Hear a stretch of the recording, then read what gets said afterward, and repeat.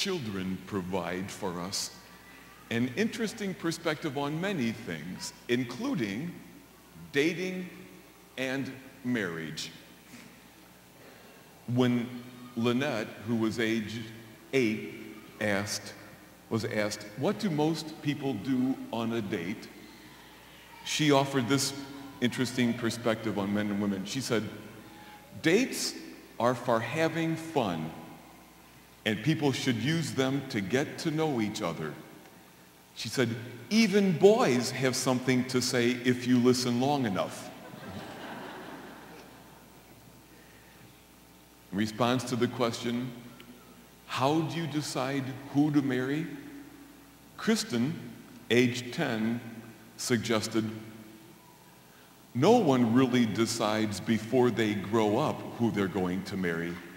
God decides it all the way before, and you get to find out later who you're stuck with. Derek is a very observant child. In response to the question, how can a stranger tell if two people are married? He suggested, you might have to guess based on whether they seem to be yelling at the same kids.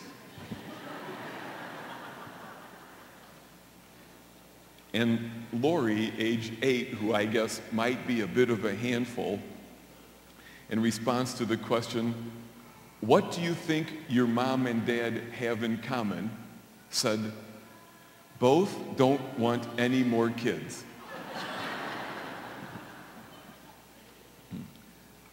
But the question I'd like to focus on for just a moment is back to the question, what do most people do on a date? Martin, age 10, suggested this. On the first date, they just tell each other lies, and that usually gets them interested enough to go for a second date. Of course, at the beginning of a relationship, we tend to put our best foot forward.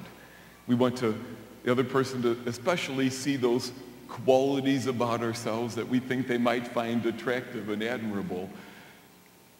How stunning, then, that the scriptures include the gospel story we just heard. Talk about not putting your best foot forward. The disciples who had heard Jesus announce that he would be raised from the dead, and then heard that he had been raised from the dead, were found a week later, what? Locked behind closed doors. When they meet Jesus and they try to announce the good news to Thomas, Thomas says, I just can't believe it. The church doesn't try to make it look pretty today. And I think that is crucial. Because there is something of God that we will never know when we bring forward simply our strengths. There's something of God that we will never know unless we bring forward our woundedness, our fear, our doubt, our weakness, those things that we might consider the least attractive. Notice what it was that helped Thomas eventually believe. It was when he touched the wounds of Christ. Even in his resurrected body, Christ still carried the wounds. And my brothers and sisters, unless we are willing to let other people touch our wounds, unless we are willing to touch the wounds and brokenness and weakness in each other, there is something of God, of life, of love that we will never know. I ask the question to begin, are you weak enough to be a Christian? We tend to think the question is more, am I strong enough? Do I have the virtues I need to live this holy and noble calling? And those are valid things to aspire to. But unless we are able to embrace our weakness and bring ourselves honestly as we are, there is very little room in the end for us to meet God. And if we think we're supposed to have it all together, when we find out the truth of all of us that we don't, we might be tempted to do what Thomas did, and that's to hide ourselves away from the community. We're just ashamed, or we don't want people to know. And I don't know what was going on in Thomas, why he wasn't with the others. I could imagine him sitting on the floor somewhere weeping and punching the wall. He just can't stand his pain at the death of Jesus. Or maybe he had heard accounts too that he had been raised from the dead, but he couldn't believe it. He was so ashamed. But I don't know what was going on inside of him, but he was graced enough to know that he needed to go back to the community. And it was there then when he came back that he was able to touch the wounds of Christ and to believe. And my brothers and sisters, it has to be like that here. This has to be a place where you know you can bring yourself as you are. Bring the weakness, bring the doubt, bring the struggle. I never say a Sunday Mass without at some point looking out and seeing some people crying. And you know what? I'm glad. I'm glad that when your hearts are broken, you know to bring them here. Not to stay away from the community and try to deal with it elsewhere, because I really believe that it is when we bring ourselves in our honesty and in our pain and in our weakness that then we are maybe open to touch the wounds of Christ as well and to meet him as he touches our wounds. Some call this the Sunday after Easter Divine Mercy Sunday. Well, you know what? There is a merciful God to meet here. This meal is not for people who have it all together. This meal is for sinners. This meal is not the reward of the righteous. Jesus never understood it like that. Jesus was always eating with sinners, and he wants to do that again. This meal is for people who know we don't have it together. This meal is for people who know we are weak and sinful. This meal is for people who know that we need some help, and we want to bring ourselves as we are to help get the healing and strength and hope we need for the journey. My brothers and sisters, please. I think we are called to the honesty of, yes, here's the gifts we have. Yes, here's the strengths we have. But yes, here's the wounds I have. Here's the loneliness, the fear, the heartache, the sin, the struggle, the depression. Bring it all here that we might meet the living God.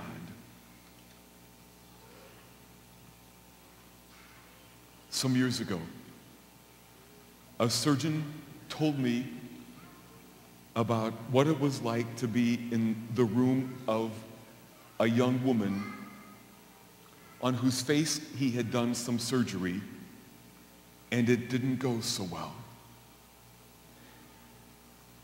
There was no way, as skilled as he was, to take the tumor out of her cheek without severing the little nerve that connected to part of her mouth. And he was standing next to her bed, he said, and she had the twisted smile because the one side of her mouth would no longer be able to move. He said the young woman's husband was on the opposite side of the bed, just loving her tenderly and fiercely.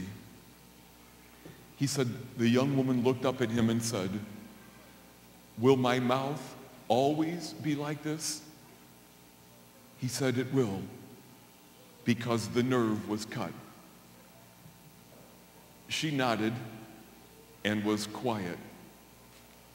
But the young man smiled. "I like it," he said. "It's kind of cute."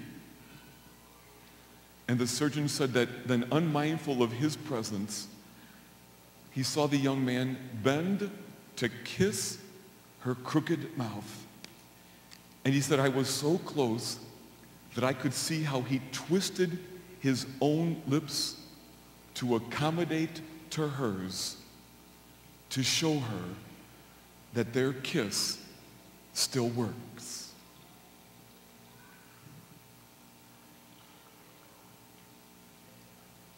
That is the kind of God we have, who would meet us in our brokenness, meet us in our woundedness, meet us in our weakness to give us life.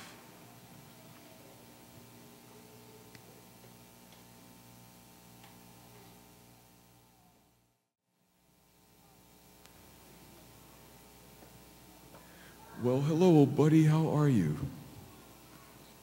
How are you, Big Al? I'm fine. You're fine?